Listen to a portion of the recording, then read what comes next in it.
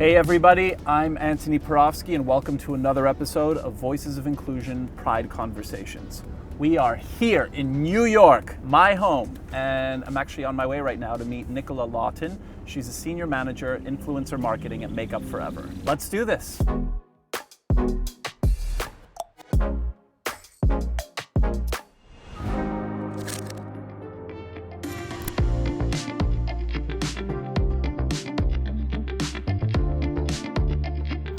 Hi, Nicola. Oh, it's so good to see you. So good to see you. Thank you so much for having me. Of course. Welcome to Makeup Forever. I'm going to show you around.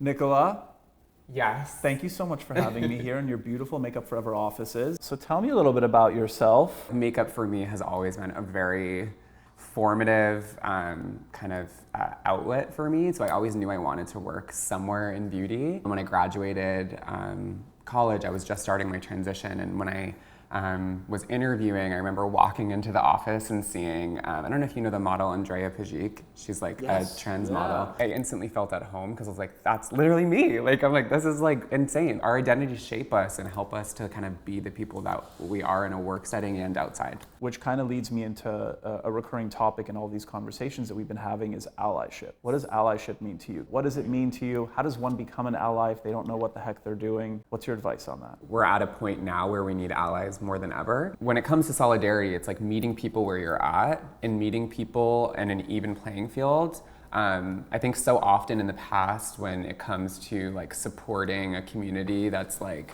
marginalized, allyship to me is being in the weeds with the community and in the weeds with your people. And when I think of a first step for an ally to really kind of show themselves and like be there, it's like you have to show up, but also be vocal. And like I think the big thing that you can do if you're stuck and you're an ally and you're like, how can I help specifically the trans community? Because that's what I can speak to the most. Speak to your friends who maybe have not been exposed to trans people before and be like, you know, this is a thing, and these are people that live beautiful, rich lives, and like, this is why we should be kind of like fighting for protective legislation, or why we should be kind of lifting up these voices and sharing them. Like, there's been so many amazing kind of media that kind of like focus on the trans experience, but it's not elevated enough. And I think that allies can kind of bring that to the forefront more and kind of make it a little bit more mainstream. Well, thank you so much, Nicola. I appreciate it. Another great and important conversation with Nicola. So next up, we're going to be meeting with Therese Myers, who's the Director of Data Management and co-leader of the Black Employee Resource Group over at Tiffany's.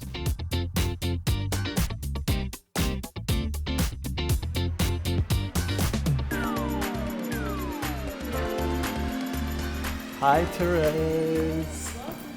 So nice to meet you. Thank you for having me. Absolutely. So Therese, you're the Director of Data Management and co-lead of the African Brilliance Collective ERG at Tiffany. Yes. It's an obvious thing that we should all be allies, right? I feel like it's such an obvious statement, but why is it important to you personally? When I think of allyship, I almost think of this is a space that I get to show up as myself, right?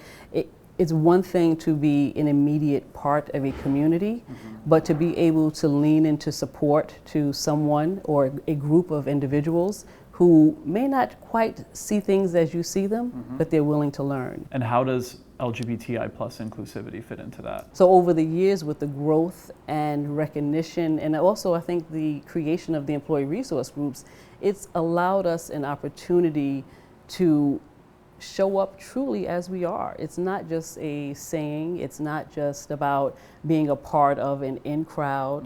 It is truly saying, you know, you're my coworker. You know, honestly, this is my family. Like, this is my second family. Do you have any message for anybody who identifies as LGBTI plus? My main message would be true to yourself, right? This is one life that we have. We have to make it great. You know, if you only had 1,000 more Sundays, how would you want to spend them? Make sure that you are spending it as you want to be your true self, be with people you love and that love you back wholeheartedly. Because in short, that's really what it comes down to. You know, we don't know when our next day is. But one thing for sure, let this day be great. That's beautiful. Oh. It is.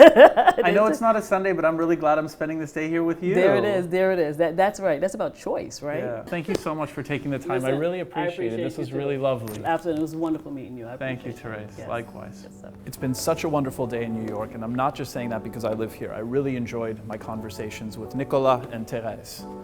So until next time, ciao.